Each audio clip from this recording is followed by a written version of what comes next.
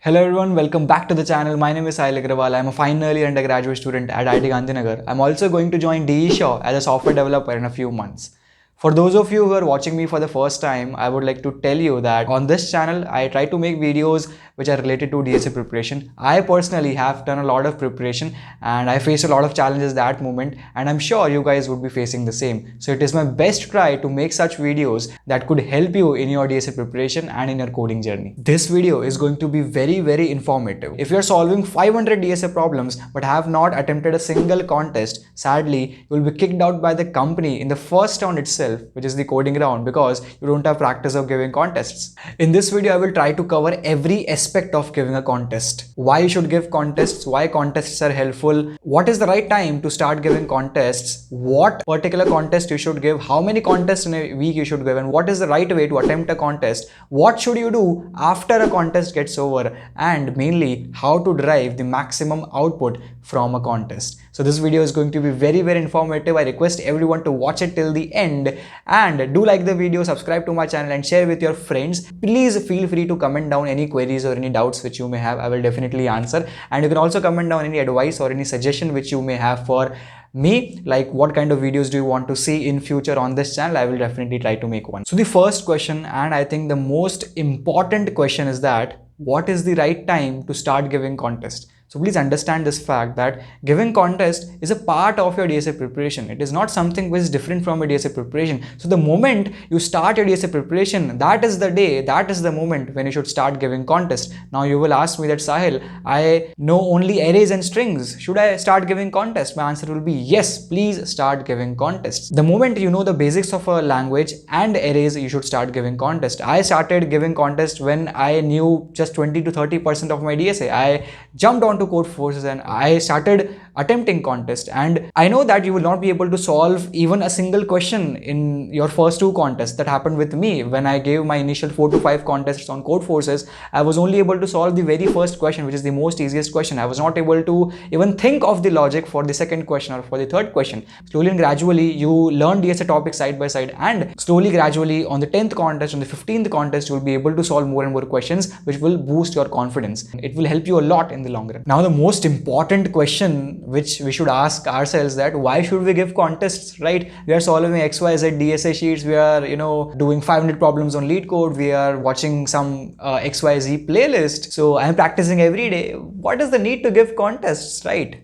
Let me tell you that in every company, the first round is a coding round, and it is a time-bound round. That means you will have either 1 hour or 1.5 hours or 2 hours or 2.5 hours, not more than that, and you will need to solve 3 or 4 questions in that time bound. So at that moment, you will have immense pressure on your mind to solve those unknown questions in a time-bound manner, and that is where contests help you. Contests create such an environment around you that you are under pressure. You need to solve some amount of questions in a particular amount of time. Your logic building improves, your problem solving skills improve, your pressure handling improves, your ability to handle difficult situations. When you are left with only 10 minutes and you need to solve one question, will you be able to solve? This is a situation which you will encounter when you are giving a coding round of a company. So that is where contests will make you prepare for coding rounds. So that is why contests are a very important thing. If you're not giving contests, like, you will not be able to clear any company, trust me. So sorry to interrupt you guys, but apart from DSA, some core CSE subjects are also very important when it comes to coding interviews. One of the core CSE subject is object-oriented programming. Many questions are asked based on OOPS in the coding interviews. When I was giving my D.E.Shaw interviews, I was also asked a lot of questions related to OOPS, and that is why I have come up with my own OOPS course, which is live right now.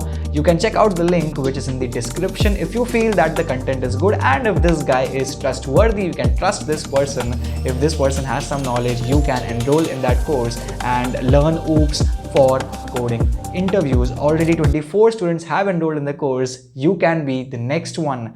Check out the link in the description and I will be happy to connect with you inside the course. Many people have this doubt that how many contests should we give in a week. So ideally you should give at least 2 contests in a week. Let's say if you have just started your DSA preparation or are in the mid journey of a DSA preparation, 2 contests per week is a good number. But let's say if there are only 2 months left or 2.5 months left for a company, then you should increase the number of contests to 3 or 4 in a week. Personally, I solved around 4 contests in a week when D.E.Shaw was nearby. I hope there will be no questions related to this. Now, where should we give contests? So if you are a person who wants to enter into competitive programming, Codeforces is the best website. But if you are a person who wants to do only DSA, only data structure related problems and not enter into CP, then Leetcode is the best platform for you.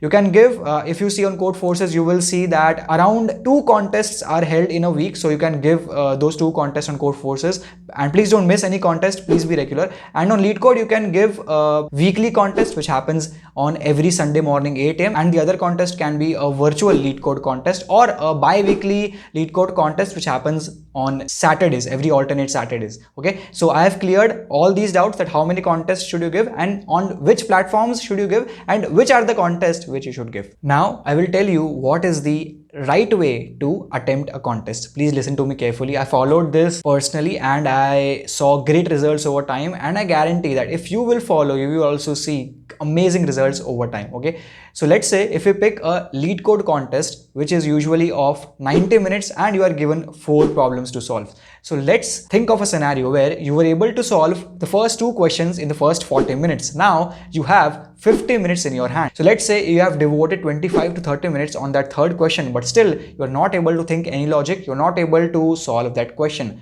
Now comes frustration, now comes demotivation, now comes the desire to give up. But please, it is my request, please don't give up. Please don't stand up from your chair. Whether it is a 90-minute contest on Leetcode or whether it is a 2-hour contest on Codeforces, you have to sit for the entire duration on your chair and try solving each and every question. Okay, there will be situations where you are able to solve the first 2 questions in the first 10 minutes, and then for the rest 80 minutes you are just thinking about the problem, you're not able to solve that question. That will happen, and that will make you improve, that will make you grow as an individual, that will make you grow as a programmer, that will improve your logic building, your problem solving, and this is also a check of your patience and perseverance. Okay, please don't give up, please try.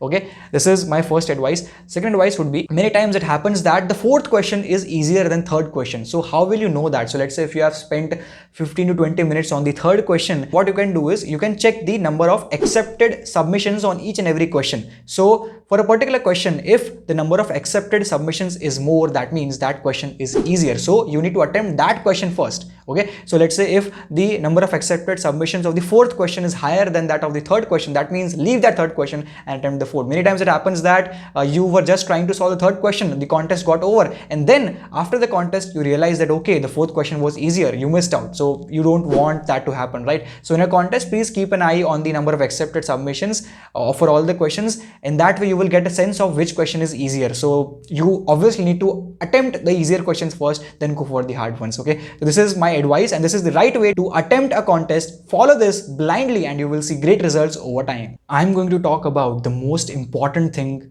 in contest, which is to upsolve contest. So what happens is, as soon as the contest gets over, most of the people don't try those questions which they were not able to solve during the contest. But you are watching this video, you are my subscriber or you are my audience, please don't do this mistake. You have to upsolve those questions which you are not able to solve during the contest, because those are the questions from which you will learn something new. Each contest is there to teach you something new. Okay, after the contest is over, after you can take a break, or let's say you gave the contest at night, the next morning you can try those questions which you were not able to solve. Give about an hour to that particular question. If you're still not able to solve, you can look at the hints and solution, but please solve those questions. This is very, very important. This will help you grow. So yeah, this was all about giving contest. Again, I'm saying that contests are a part of a DSA preparation. One who is giving regular contest will be able to solve most of the coding rounds. In contest, you are thrown with random questions, right? You don't know the DSA topic. You need to figure out the DSA topic. You need to figure out the logic behind that, and you need to code it down at that moment of time. So that is